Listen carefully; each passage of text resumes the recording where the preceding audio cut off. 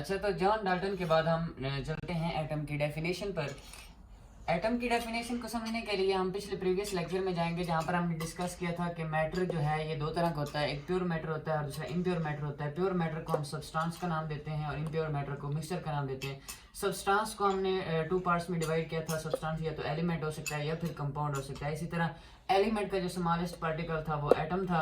इसी तरह कंपाउंड में कोवेलेंट कंपाउंड था और आयोनिक कंपाउंड था। कोवेलेंट कंपाउंड का जो स्मॉलेस्ट पार्टिकल था वो मॉलिक्यूल, इसी तरह आयोनिक कंपाउंड का आयन था। तो यहाँ पर हमने डिस्कस किया था कि एलिमेंट का जो स्मॉलेस्ट पार्टिकल होता है वो एटम होता है। तो यहाँ पर हम उसी को मद्देनजर रखते हुए यहाँ पर डेफिनेशन करेंगे एटम की। The smallest particle of an element, कि ये एलिमेंट का कोई छोटा सा जरा होता है which may or may not exist independently.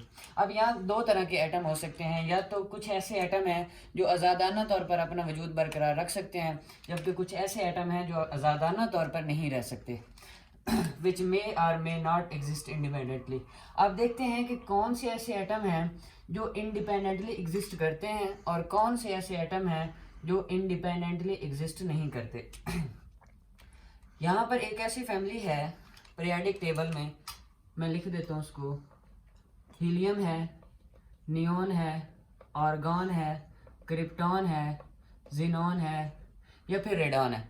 ये 6 एलिमेंट्स ऐसे हैं जिनको हम नोबल गैसेस का नाम भी देते हैं। ये आज़ादाना तौर पर रहते हैं। इनके एटम अब भी एटमॉस्फेयर में, हमारी एयर में मौजूद हैं, लेकिन वो किसी दूसरे एटम के साथ रिएक्शन नहीं करते, ना ही किसी दूसरे एटम के साथ मिल के रहते हैं, बल्कि ये आज़ादाना तौर पर रहना पसंद करते हैं। तो ये वो वाले एटम हैं, उन एलिमेंट्स के एटम हैं जो एग्जिस्ट करते हैं इंडिपेंडेंटली। उसके बाद दूसरे जो पीरियोडिक टेबल में एलिमेंट मौजूद हैं, जैसे कि सोडियम है, ऑक्सीजन है, हाइड्रोजन है, नाइट्रोजन है वगैरह, बाकी जितने भी एलिमेंट्स मौजूद हैं, इनके जो एटम है वो आज़ादाना तौर पर नहीं रह सकते। मतलब कि ये एग्जिस्ट जो है इंडिपेंडेंटली नहीं कर सकते, ये हमेशा किसी दूसरे एटम के साथ या अपने जैसे एटम के साथ मिल के रहते हैं। तो ये एटम की जो है डेफिनेशन है जो आपकी बुक में दी हुई है।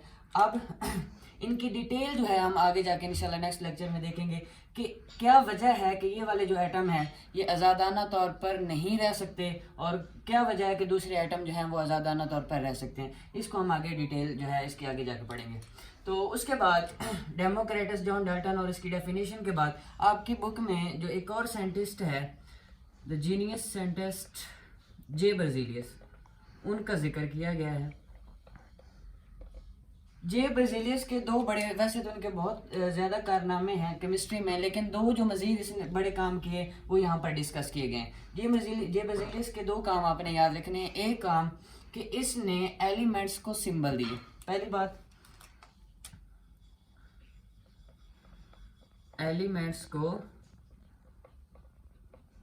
सिंबल दिए, जैसे कि हाइड्रोजन के लिए हम H इस्तेमाल करते हैं, सोडियम के लिए हम Na इस्तेमाल करते हैं, ऑक्सीजन के लिए वो इस्तेमाल करते हैं। ये एलिमेंट्स को जो सिंबल दिए गए थे ये जे बर्जीलियस ने दिए गए थे। ये इसका पहला काम। दूसरा जो इसका काम है जे बर्जीलियस का, इसने एटॉमिक मैसेज को फाइंड किया, जितने भी एलिमेंट्स मौजूद हैं उनके एटॉमिक मैसेज को फाइंड किया और मेथड बताया कि किस तरह हम किसी एलिमेंट का जो एटॉमिक मैस है वो फाइंड कर सकते हैं। तो ये दो इसके जे बर्जीलियस के काम थे। उसके बाद जो नेक्स्ट हमारे टॉपिक बनता है यहाँ पर एटम के अंदर ही सब टॉपिक, वो है सब एटॉमिक पार्टिकल्स।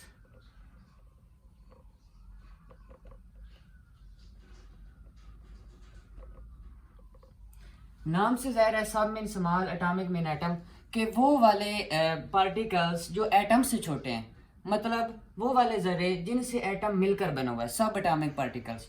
तो मॉडर्न रिसर्च के मुताबिक 100 से भी ज़्यादा ऐसे पार्टिकल मौजूद हैं जो एटम के अंदर मौजूद होते हैं, मतलब जिनसे एटम मिलकर बना होता है, जिसमें इलेक्ट्रॉन है, प्रोटॉन है, न्यूट्रॉन है, हाइप्रोन है, न्यूट्राइनो है, एंटी न्यूट्राइनो है, और भी बहुत ज़्यादा 100 से भी ज़्यादा पार्टिकल्स हैं जिनको हम सब एटॉमिक पार्टिकल्स कहते हैं, जिनसे एटम मिलकर बना होता है। लेकिन अगर हम फंडामेंटल जो बुनियादी पार्टिकल्स हैं उनकी बात करें तो वो 3 हैं, इलेक्ट्रॉन, प्रोटॉन और न्यूट्रॉन। ये फंडामेंटल पार्टिकल्स।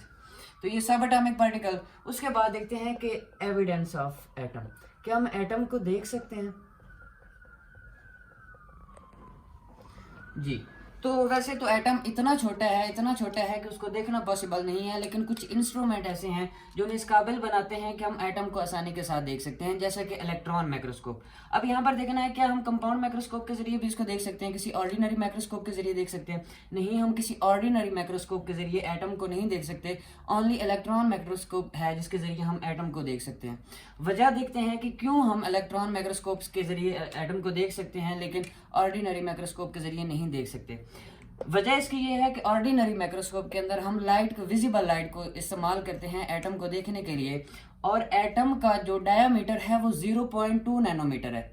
जबकि अगर विजिबल लाइट की वेवलेंथ की बात करें, जो विजिबल लाइट है इसकी जो वेवलेंथ है ये 500 से 700 नैनोमीटर के दरमियान होती है, और जो एटम का डायामीटर है वो 0.2 नैनोमीटर है। मतलब एटम इतना स्मॉल है कि ये वेवलेंथ उसको हिट करके वापस हमारी आंखों में इमेज नहीं बना सकती।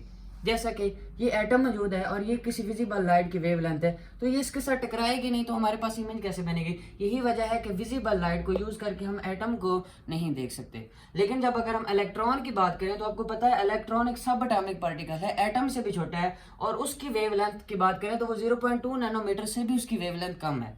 और 0.2 नैनोमीटर की वेवलेंथ से कम होने की वजह से वो एटम के साथ आसानी के साथ उसकी वेवलेंथ टकराती है और वापस हमारी आंख के अंदर उसकी इमेज बन जाती है। तो इलेक्ट्रॉन माइक्रोस्कोप के जरिए हम एटम को आसानी के साथ देख सकते हैं। उसके अलावा विजिबल लाइट जो है, विजिबल लाइट के जरिए सिर्फ हम उन ऑब्जेक्ट्स को देख सकते हैं जिनकी वेवलेंथ 500 नैनोमीटर से ज़्यादा हो। इससे कम वाले जितने भी ऑब्जेक्ट्स हैं वेवलेंथ वाले या साइज वाले, उनको हम आसानी के साथ ऑर्डिनरी माइक्रोस्कोप के साथ नहीं देख सकते। तो ये था एविडेंस ऑफ एटम। उसके बाद हम कुछ एक्सरे वर्क के बारे में बताते हैं कि मॉडर्न 20वीं सेंचुरी में जाके एक्सरे वर्क किया गया, एक्सरे के जरिए एटम को देखा गया, उसके जरिए क्या चीज़ें जो है हमने नोट की। तो मॉडर्न एक्सरे वर्क जो है वो बताता है कि एटम का जो साइज है वो है 0.2 नैनोमीटर। ये डायमीटर बताया, ये 20वीं सेंचुरी में इसका जाके पता चला, इससे पहले इसका पता नहीं था। उसके बाद एटॉमिक मैसेज के बारे में जो पता चला वो है 10⁻⁻27 से 10⁻⁻25 के लिए। ये इनके एटॉमिक मैसेज हैं। लेकिन अब ये नहीं है कि ये किसी एक एटम का एटॉमिक मैस बताया गया है। ये मॉडर्न एटॉमिक जो पीरियोडिक टेबल है उसके अंदर मौजूद तमाम एलिमेंट्स के एटॉमिक मैसेज हैं। सबसे पहले ये हाइड्रोजन, हीलियम, लिथियम से लेकर एंड तक जितने भी एलिमेंट्स मौजूद हैं उन तमाम के जो एटॉमिक मैसेज हैं वो इनके अंदर ही वेरी करते हैं 10⁻⁻27 से 10⁻⁻25 kg के दरमियान। तो ये कुछ एविडेंस से एटम को देखने के लिए जो हमने यूज़ किए। उसके बाद एट द लास्ट अगर हम बात करें कि एटम कितना छोटा है, क्या हम इसको इमेजिन कर सकते हैं कि कितना छोटा है? तो एक दो एग्जांपल्स मैं आपको दे सकता हूँ जिसके ज़रिए आप देख सकेंगे, कुछ इमेजिन कर सकेंगे कि ये कितना छोटा है। ये मैंने एक डॉट लगाया है वाइट बोर्ड के ऊपर। इस वाइट बोर्ड के ऊपर ये जो डॉट लगा है, साइंटिस्ट कहते हैं कि इस डॉट के अंदर 20 लाख से भी ज़्यादा एटम मौजूद हैं। तो जस्ट इमेजिन कि एटम कितना छोटा है। उसके बाद अगर हम वाटर के एक ड्रॉप की बात करें तो कहा जाता है कि उसके अंदर वाटर के एक कतरे के अंदर कोई 3 करोड़ मॉलिक्यूल मौजूद होते हैं। अगर हम एटम्स की बात करें तो 9 करोड़ एटम मौजूद होते हैं। तो ये सब कुछ था एटम के बारे में। आज के लिए इतना ही। इंशाल्लाह नेक्स्ट लेक्चर में हम मॉलिक्यूल को डिटेल के साथ डिस्कस करेंगे।